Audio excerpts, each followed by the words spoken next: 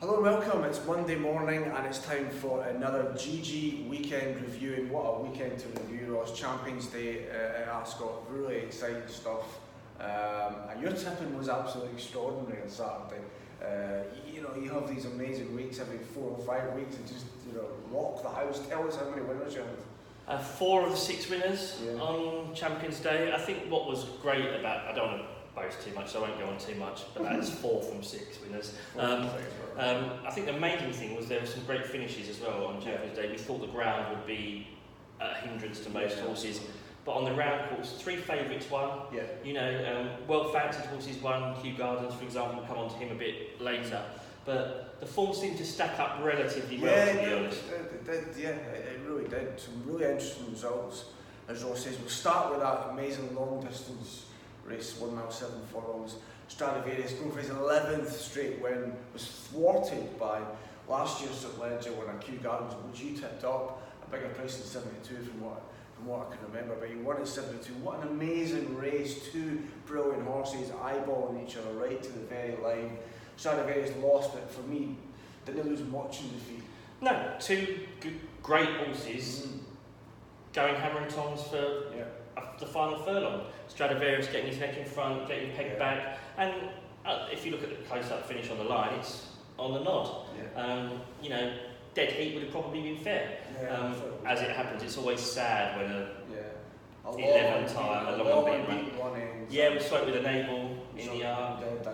Tough 6 days for the Tory in regards to those 2 horses. But just moving forward to next year, 2020, do you see Kew Gardens as taking on Stradivarius for these big stairs crowns that I think Stradivarius mopped up for the last 2 seasons? Well, I'm already looking forward to the rematch next year. You've got to remember the ground was against both these horses. Both of them would have preferred slightly faster ground. And I can't wait. So the races, the Yorkshire Cup, the Gold Cup at Ascot, all on the cards, and let's just hope they stay fit and we can be treated to another couple of titanic duels between these 2. It will be fantastic. Let's talk about from Starcatcher, who's been probably the best, surely the best 3-year-old filly this season. I think she's won 5 of her 6 races. That was her 4th in a row on Saturday. Too good in the filly years. Tight finish. She looked in trouble furlong out. Liked her heart. She found a way to win. People will say that Fleeting was really unlucky in the race, but Starcatcher's beaten her multiple times now. And when you think of a horse that a lot of people have said that Fleeting's unlucky time and time again. Now maybe there's a reason that she looks unlucky. Maybe she doesn't have the pace to go through a gap when it appears immediately. But Starcatcher, that confirms her the best 3-year-old filly around. I think she stays in training next year as well. So I mean, you're looking at some big middle distance races for her next year. Could she go on to be the next Enable? Who knows? Who knows, but another great performance from her on Saturday. King of Change you put up on Friday. I was so shocked I didn't even know the price of that at the time, but I think it was 16 on Friday and it won at a shorter price on Saturday. Now this looks a really good prospect when you think second in the Guineas and it's only run once in between that and Saturday's win. Big hopes for next year for this horse. Big hopes for next year. I mean, being by far, it was odds on that he would act on the ground, on the soft ground. But he's a big, huge colt. Plenty to look forward to from him next year. What's interesting, he went into that race as probably one of the most likely race runners in the race. So he came into the contest fresh. But a lot to look forward to for Richard Hanna next year. All the big mile races up for grabs, possibly even stepping up to mile 2. And you think that division's been pretty weak this year, so it's a great opportunity for this horse to stamp his class and dominate that division. I mean, if you look at the mile kind of Group 1 winners this year, there's no standout amongst them. Circus Maximus obviously won a couple. There's room at the top, and I think King of Change has just confirmed himself that he could be at the very top. When I say dominate the mile division, I'm forgetting the Pinatubo next year, so let me just, perhaps for the older generation, but you never know, man. Let's talk about Magical now. I've got so much respect for this horse. We were getting excited with this horse on Friday. The price, which I thought was an extraordinary price, didn't win quite as cosily as I expected, but still won the job.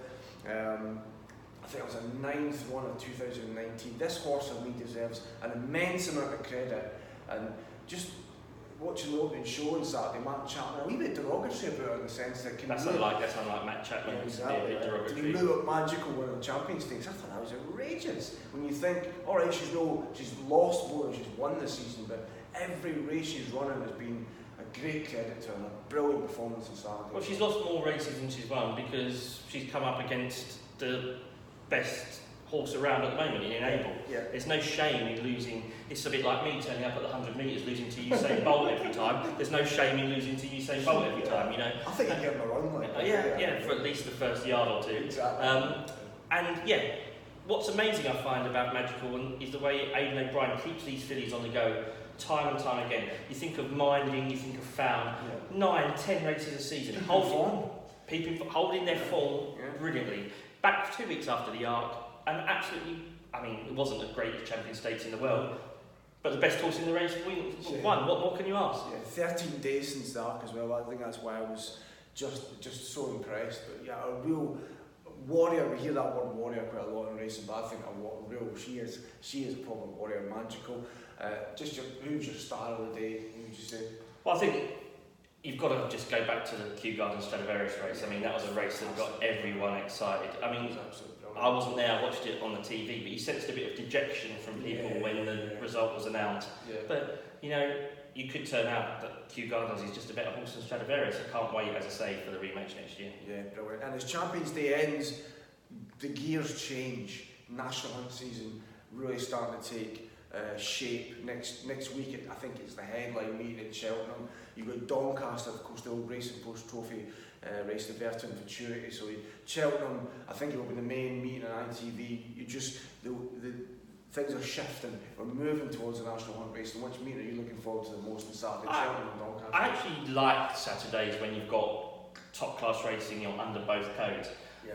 From a form perspective, obviously, your emphasis now has to start switching towards jumps for the next few months. But I mean, it's so difficult. The Verton Futurity. 26 of the 34 entries at this stage are owned by Godolphin, trained by Aidan O'Brien or John Gosden. So we've got no clue as to who's running in that yet. Yeah. Obviously, as we speak, the entries are just coming out for the weekend. But isn't it great to be back at Cheltenham? You're ready for the new jump season? I'm ready for it. I'm loving it. Hopefully, I can find as many winners over jumps as I have on the flat the last few weeks. And so we can get some all-round profits. Brilliant. Good man. We'll be back on Friday this week for the GG weekend preview. Ross and I talking about Cheltenham and that Verton Futurity race. We'll see you on Friday.